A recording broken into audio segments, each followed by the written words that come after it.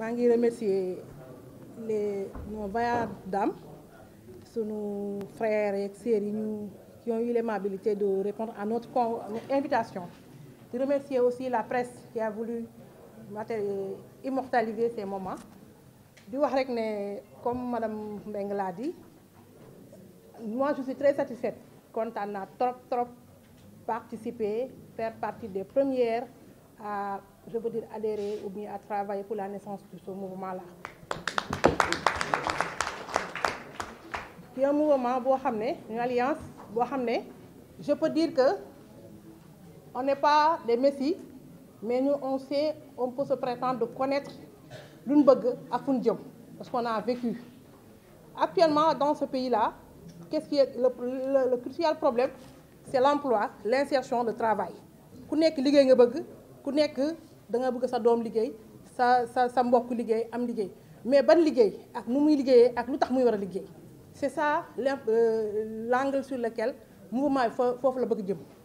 Ñëpp bëgg nañ liggéey, bëgg nañ ñëpp am liggéey, mais aussi balaa ngay mën a dem di liggéey dafa am loo xam ne soxla nga ko muy compétence, muy xam-xam, muy man-man, comme disait notre directeur général Sanoussi Diakité, tout le temps doon xam-xam ak man-man olof bi dañ daan reetaan bokkul.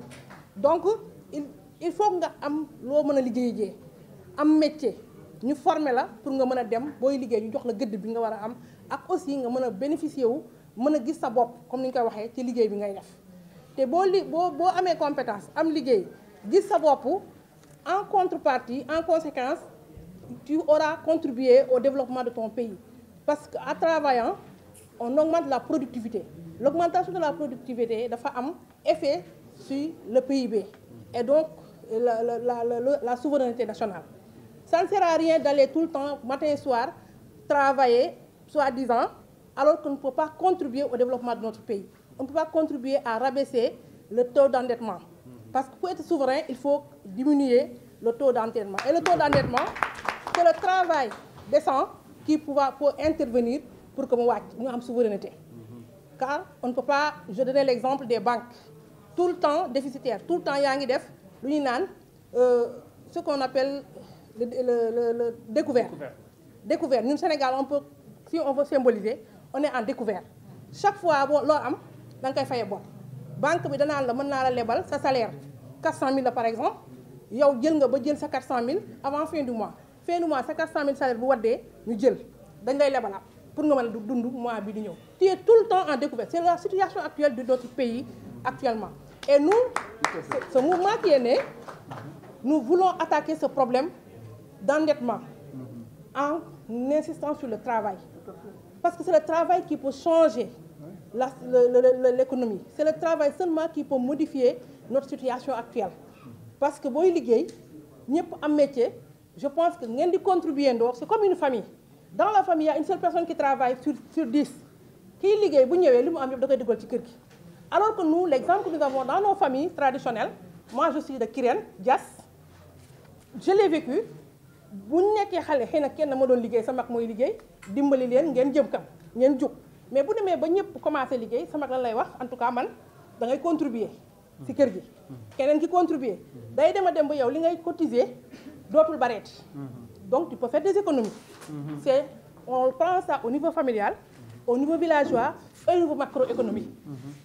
Sénégal bu ñëpp di contribuer ci PIB bi par le paiement des impôts, par la limitation des exportations, par exemple par la consommation. Par exemple la production là. Il y a beaucoup de femmes qui sont entre beaucoup de groupements qui font ça. Madame Mbengue, vraiment je la félicite. J'ai eu à travailler avec elle à plusieurs reprises, donc je vois le résultat. Et il y a beaucoup de femmes qui sont dans ça.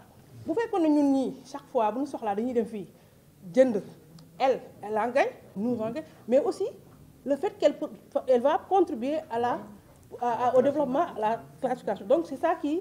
Donc le truc du mouvement, la vision du mouvement, ce n'est pas encore clarifié, les objectifs ne sont pas encore définis, mais c'est faire ça que nous allons. Et c'est ça qui m'a encore motivé en tant qu'ingénieur de la formation, expert en formation, ayant travaillé avec des groupements jusqu'à Casamance, tu te rends compte que dès que tes femmes sont liggéey, alors que nous sommes tous sur télé, sur nos écrans, mais il faut les organiser, il faut les formaliser, comme dit Mme Meg, et il faut faire de telle sorte que la chaîne de valeur puisse être respectée et que tout le monde participe. Le DG Sanoussi, lui, je l'ai connu, je l'ai connu vers 2014-15 quand il m'a coopté à l'ONFP. J'étais au ministère de la formation professionnelle. Il m'a dit, j'ai besoin de vous. Je suis venue sans être convaincue. Mais je savais que j'avais un côté développement et que je pouvais accompagner des femmes à faire sortir leurs compétences. Donc c'est ça, il m'a forgé, il m'a formé, il m'a orienté. Et merci Sanoussi pour ça. Le nan, il y a un éclore. Parce que tu peux avoir des connaissances, tu peux avoir des mais il faudra qu'on t'oriente pour que tu puisses exploser. Donc ça, c'est vérifié. Et donc, ce qui est en plus vérifié, c'est le travail.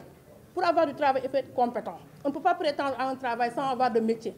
Tout le temps, je suis trop sur les réseaux sociaux. Chaque fois, je vois les jeunes dire, moi, j'ai déposé 1000 CV. Ils te disent, moi, j'ai déposé la manip, j'ai déposé 1000. Mon oncle m'a demandé tant de CV, j'ai déposé, mais rien. Mais je dis, la réponse que je donne, si vous avez quel CV, vous avez quel métier, vous avez quelle compétence. Il ne suffit pas d'avoir des CV, mais il faut avoir du métier.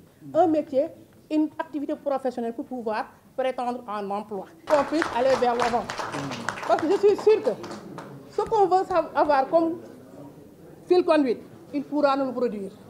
Voilà, donc il pourra donner des instructions, il pourra motiver les gens pour aller vers l'avant et pouvoir travailler vers l'idéal vers lequel nous devons tenir. Nous voulons aller. Donc c'est ça mes mots de remerciement à l'endroit des participants, à l'endroit des journalistes. Merci beaucoup.